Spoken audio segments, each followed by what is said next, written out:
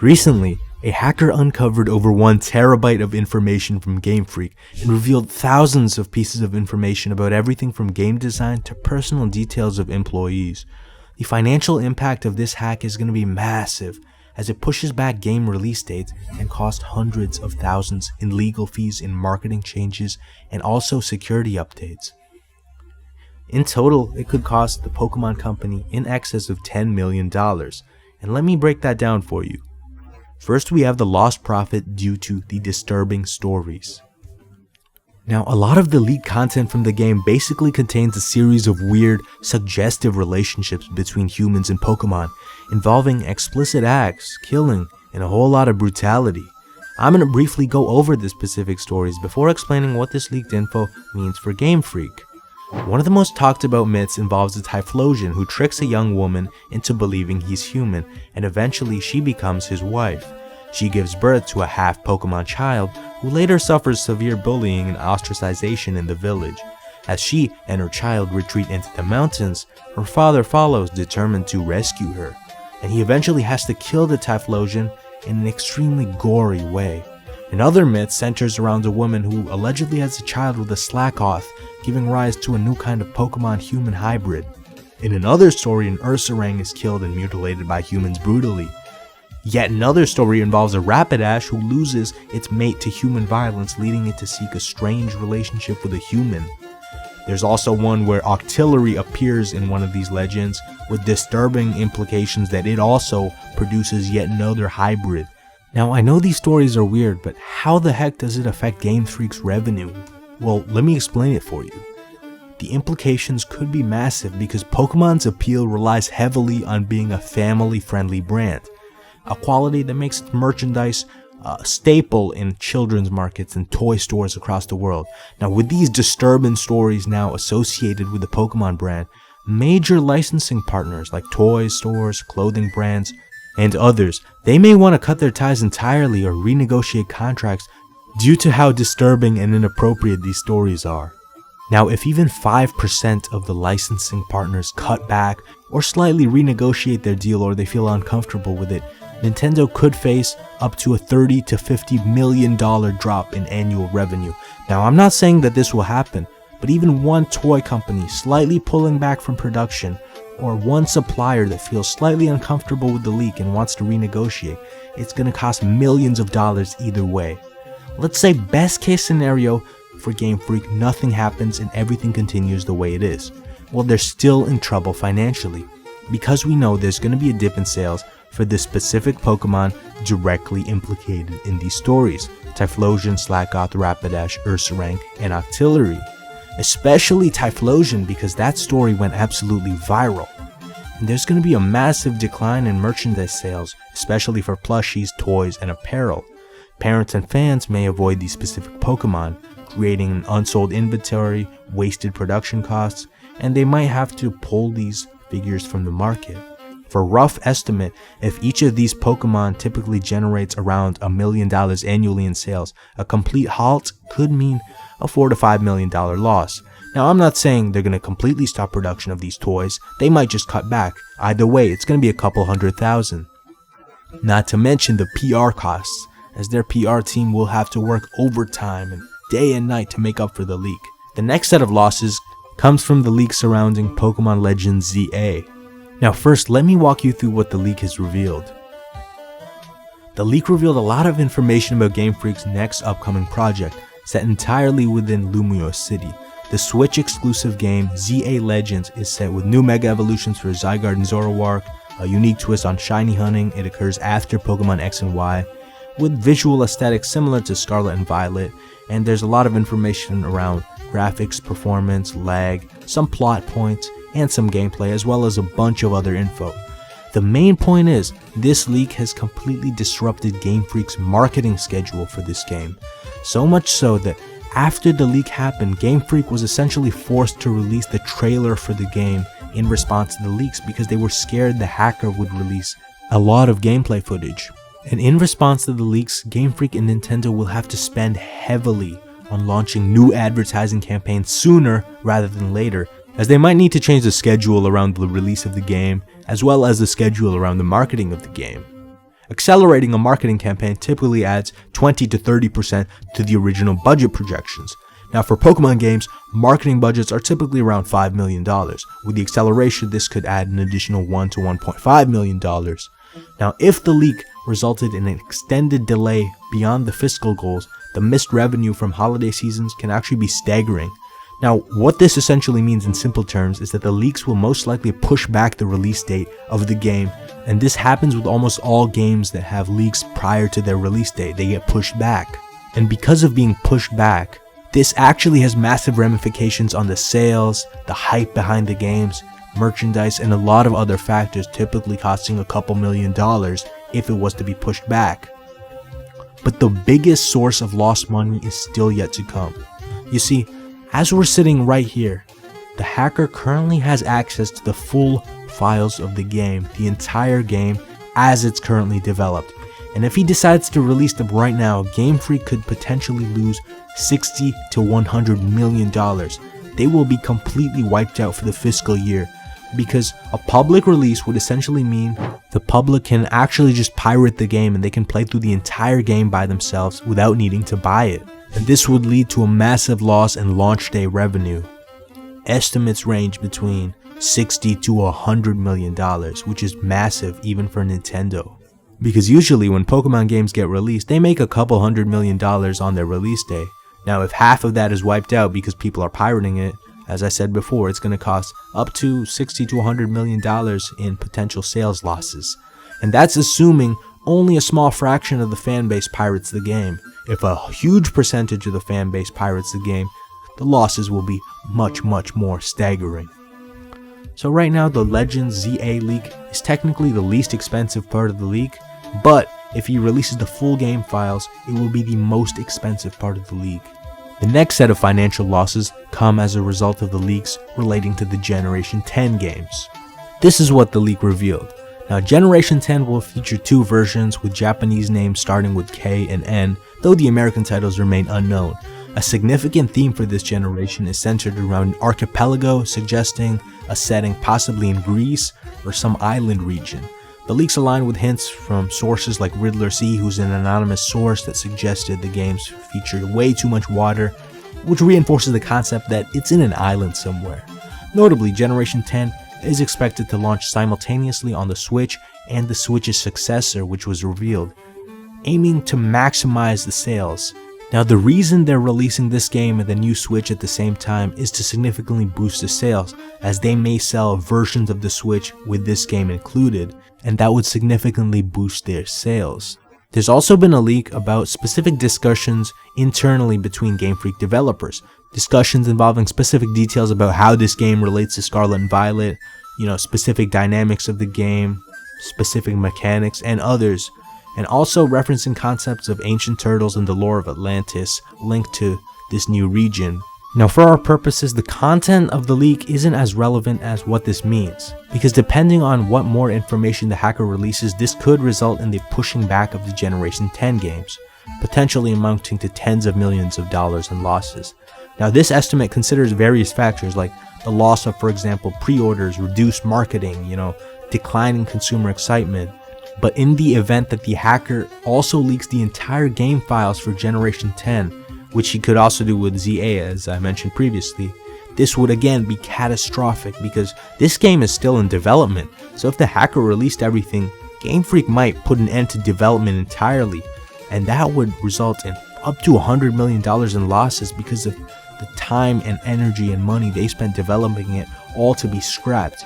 This is all up to the hacker and if he chooses to release the files or not. Now the next thing I'm going to cover is the security breach and the costs of this security breach. The method the hacker used was actually revealed recently, and it turns out it was simple phishing, which means a Game Freak developer or an employee simply clicked on a wrong link or a malicious link for an email while their development portal was open, and the hacker gained access to everything within it and quickly downloaded so much data. As a result of this, Nintendo will likely need to invest significantly in enhancing cybersecurity measures and addressing the fallout from this breach, which will again cost millions and millions of dollars. Let me break that down for you. First is the cost of enhancing security. Now following the breach, Nintendo will need to engage in additional cybersecurity measures They will need to hire experts, they will need to assess the damage, secure their systems, all of which typically costs a couple $100,000. They will need to engage in a brief employee training program because this is typical when companies get hacked. They prevent future hacks by training their employees to avoid these phishing attempts. Given the massive number of employees, the training would cost $10,000 to $20,000, which is not much, but it's still significant. There would also have to be regular security audits to maintain security compliance and make sure this leak never happens again. Nintendo may decide that they regularly check their security. This would cost approximately a couple $1,000s again because they would need to hire certain cybersecurity experts that charge a lot. But these are just the minor costs of improving their cybersecurity. The losses become even worse when we think about the personal data breaches and the information breaches that the hacker was able to access.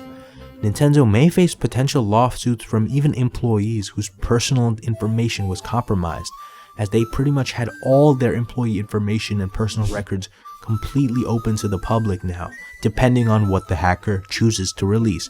Legal fees, settlements, and compliance costs could range from $2 to $5 million depending on settlements and the claims and justifications. But as for now, there's no personal data revealed, so this cost is zero right now. It all depends on what the hacker does. Now, ranging from our estimates, the total hack right as of now ranges from the low end of around $5 million to at the high end $50 million because of all the factors I mentioned. But if the hacker releases the full terabyte of data, including the game files for ZA Legends and the game files for Generation 10, the losses will reach up to $150 million because of the full games being leaked. As for Nintendo, what are they doing now? How are they fighting the hack? Well, they're going to do the following things. First of all, they're going to implement significant changes to Generation 10. Generation 10 is set to go major alterations before its eventual release, and with no official information from Nintendo about development and an estimated 2 years before the game comes out, Nintendo has a lot of time and opportunity to address the lost intellectual property, to change the elements of the game that were leaked so that the hacker doesn't have any leverage over them. Now, the game is still in development, allowing the team to make decisions like whether to continue it and whatnot. Now, the main decision is, will the game be scrapped entirely? And this comes down to if the hacker releases all the files. Another thing that's going to happen is Nintendo is going to go after all piracy and hackers. In light of the recent security breach, Nintendo is expected to take exceptionally aggressive measures in protecting its intellectual property, far beyond what they previously did. This response is likely to encompass not only piracy but also emulation, also a scrutiny of content creators on platforms like YouTube and Twitch, and Nintendo might implement a system requiring streamers to register as approved by the company, granting them editorial control over video content that features IP and other things. This is a theory that was posed by someone on Reddit, and this approach would establish strict guidelines to prevent any unauthorized use and strengthen Nintendo's control over how its games are portrayed in the online space. Another measure they've already taken is taking down the Centro Leaks Twitter, which has been responsible for propagating these leaks to a wide audience, and they've taken down a lot of posts from them, probably sent them cease and desist letters and legal action. Now, we don't know if they're taking down YouTube videos about the leak, and hopefully they don't take down my video. But anyway, people theorize that Nintendo is also likely to tighten its oversight of Game Freak's operations, particularly in areas related to cybersecurity. This means Nintendo will implement a lot of protocols and specific cybersecurity measures like passwords and possibly a chain of command who knows the information to basically protect their games during the development process. Now, this enhanced cybersecurity, as I mentioned before, will involve audits, updated software, training employees, and possibly even restructuring how data is handled within the company. Now, by exerting this greater control, Nintendo aims to minimize the risk of future leaks. Now, finally, what we've all been waiting for. What's going to happen to the hacker? How is Nintendo going to go after him? Well, if the hacker was smart, the best course of action would have been to disappear as quickly as possible, as Nintendo is likely to initiate a serious manhunt for him. This isn't just a playful reference to the infamous Nintendo Ninjas meme. The company is expected to deploy substantial resources and tactics to track down the individual or the group responsible for the breach. because the breach not only comprised sensitive information, but also inflicted this significant financial damage, which I've covered throughout the video. Nintendo might hire cybersecurity experts to try and track down the hacker. They might use their own methods. They might involve law enforcement because of the extent of the losses. But they sure as heck won't stop until they have the hacker in a legal situation. Now, how is the hacker going to respond to this? Well, he probably already employs a lot of tactics to evade capture. He probably already uses a VPN to mask his IP address in his online activities. He probably browses anonymously. If he's selling the data, he would likely use cryptocurrency. And also, the fact he hasn't released the full game files kind of protects him a little bit, because if he was to do that, they would rush to him immediately. They would make sure they have him within a day.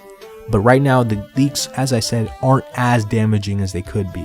Nintendo also has measures like possibly tracing digital breadcrumbs to the hacker, possibly analyzing server logs, unusual traffic patterns, or even possibly getting his IP from the login he used on the Game Freak development portal. Now you might have another question. What if the hacker's caught? What if Nintendo finally catches him? What are they going to do to him? Well, the results are not going to be pretty for the hacker, because given the severity of the breach, legal action is going to include significant fines. Depending on the jurisdiction, the penalty will likely range from a couple $100,000 to millions and millions of dollars, particularly if Nintendo decides to pursue damage for financial losses. But they're most likely going to ruin his life if he finds out. They're going to take him for millions and millions of dollars. In a worst case scenario for the hacker, if he can't pay it off, he could not only face financial penalties, but also potential criminal charges that lead to jail time. And this is especially the case if he decides to release personal data and sensitive information, or mishandle them for malicious purposes. An example could be if they find out that he's selling the data for malicious purposes. Now, this does have a precedent because in Japanese courts there's a history of people going to jail for piracy or for releasing games or videos that are pay to buy, and they released them for free and they went to jail for a number of years. This hacker is going to face way worse consequences for this massive hack. Ultimately, this puts the hacker in a precarious position. Right now he's facing immense pressure as Nintendo ramps up their efforts to track him and search him down. He's also facing public pressure. The public want him to release the full games and the full files. And also, depending on the person he's in contact with, who he's releasing them to, they could also rat him out if Nintendo track him down and offer him a lump sum of money. This is quickly turning into the plot of a crime show, but a really interesting one at that. And both the gaming community and the corporate world have a lot to stake in this manhunt for this individual. Anyway, that's all the stuff I'm sure will happen. As for ZA Legends, if I had to guess, the most likely outcome is that they substantially rework the game to make it different enough from the source code that did leak. As for the hacker, I believe he will not release the entire game files because this would basically mean he's done for. They're gonna catch him no matter what. And also, I'm not saying he's a good guy, but because of all the leaks so far, because he hasn't revealed any personal data, because he hasn't revealed the full game files, it seems like he isn't that bad of a person. It seems like he just found a way to release some cool information about scrap data, scrap concepts, scrap beta designs, and this is all he intends to do. He doesn't intend to bankrupt Nintendo. Anyway, thanks for watching, and if you're the hacker, please stay safe and keep on leaking that data, keep on sending me everything, and stay safe from Game Freak. Anyway, like and subscribe if you enjoyed the video. Bye.